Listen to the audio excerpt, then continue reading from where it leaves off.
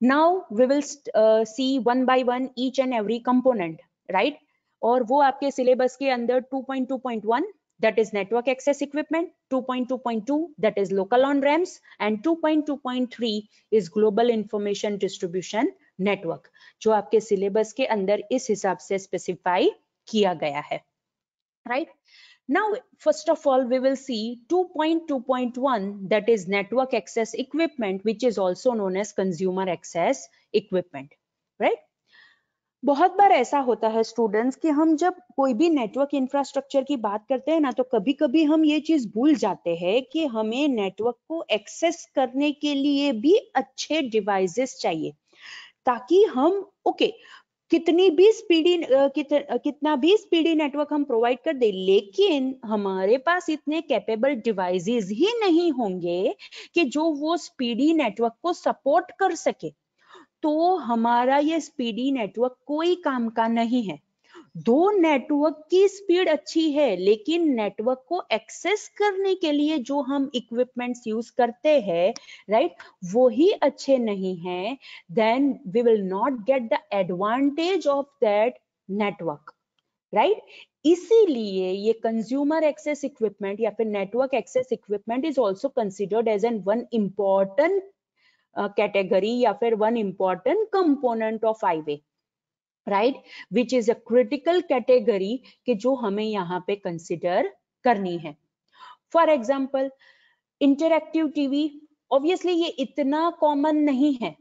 क्यों इतना कॉमन नहीं है? बिकॉज बहुत बार ऐसा होता है कि कोई भी कंज्यूमर को इंटरएक्टिव टीवी चाहिए, लेकिन वहां पे इतना अच्छा वायरिंग नहीं होता है, राइट, या फिर कंज्यूमर ये इक्विपमेंट्स अफोर्ड नहीं कर सकते, राइट, इतने अच्छे अफोर्डेबल इक्विपमेंट्स नहीं होते हैं कंज्यूमर के पास कि जो ये इंटरएक्टिव टीवी को वो एक्सेस कर सके।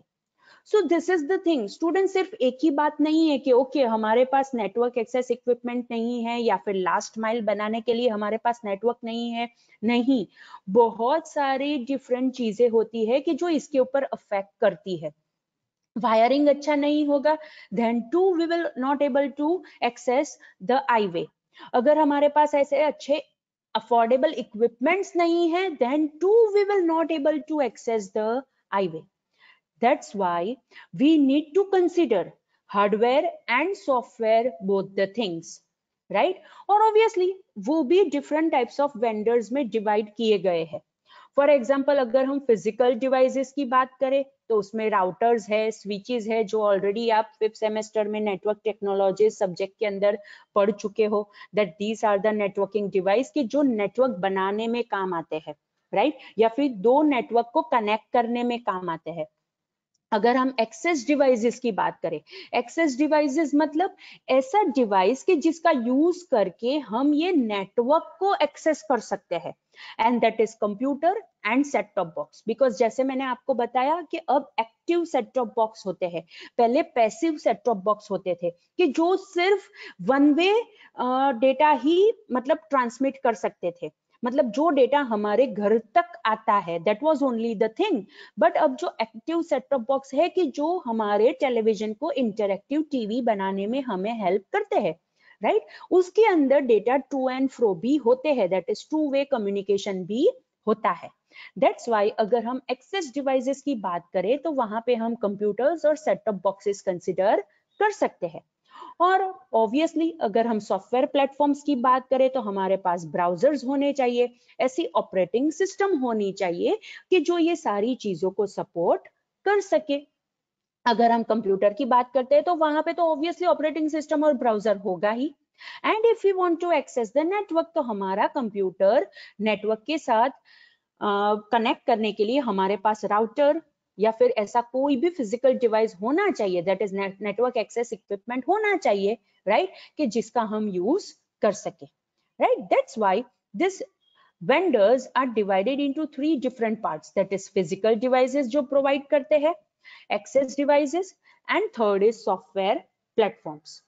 अब अगर हम फिजिकल डिवाइसेस की बात करें तो वो ऑलरेडी आपने 5th सेमेस्टर में नेटवर्क टेक्नोलॉजी सब्जेक्ट के अंदर पढ़ लिया है, that is routers and switches. तो ऑब्वियसली हम वो रिपीट करने में टाइम वेस्ट नहीं करेंगे, right, okay. Now the thing is that students के आईवे कंपोनेंट के अंदर ये जो कंज्यूमर प्रीमाइसेस इक्विपमेंट है, या फिर हम उसे टर्मिनल इक्विपमेंट कहते हैं, या फिर हम उसे नेटवर्क एक्सेस इक्विपमेंट कहते हैं, वो ऐसे इक्विपमेंट्स है which are privately owned communication equipments.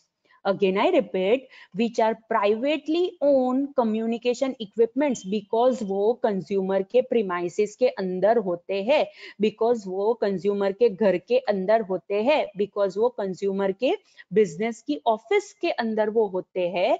इसीलिए उसे हम privately owned communication equipment कहते हैं कि जो network के साथ attach करने में हमें काम लगते हैं. And this equipments are divided into three different parts, three different categories, that is cable TV set-top boxes, computer based telephony, hubs, wiring closet होता है, routers होते हैं, digital switches होते हैं, राइट अगर हम वायरिंग क्लोजेट या फिर ऐसी कोई चीज की बात करें, देन ऑब्वियसली हमें वहां पे वायर्ड नेटवर्क को कंसिडर करना है, right. So this third part that is hub, wires, जो भी डिफरेंट टाइप्स ऑफ वायर्स है वो ऑलरेडी आपने स्टडी कर लिया है, राउटर्स है, स्विचेस है, राइट. सो ये जो थर्ड पार्ट है वो ऑलरेडी आपने स्टडी कर लिया है.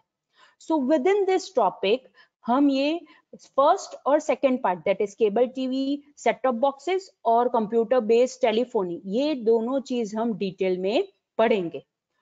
लेकिन आपको याद रखना है स्टूडेंट्स कि ये हब है, different types of wires that is twisted pair है, कोएक्सियल केबल है, फाइबर ऑप्टिक केबल है, जो आप ऑलरेडी पढ़ चुके हो, राउटर है, स्विचेस है, जो आप ऑलरेडी पढ़ चुके हो, वो भी आ सकता है एग्जाम में.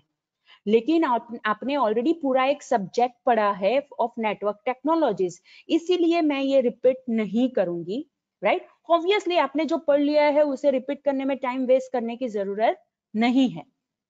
So we will see in detail that is cable TV set-top boxes and computer-based telephony, which are the two parts out of three of this network access equipment या फिर consumer premises equipment component. Okay.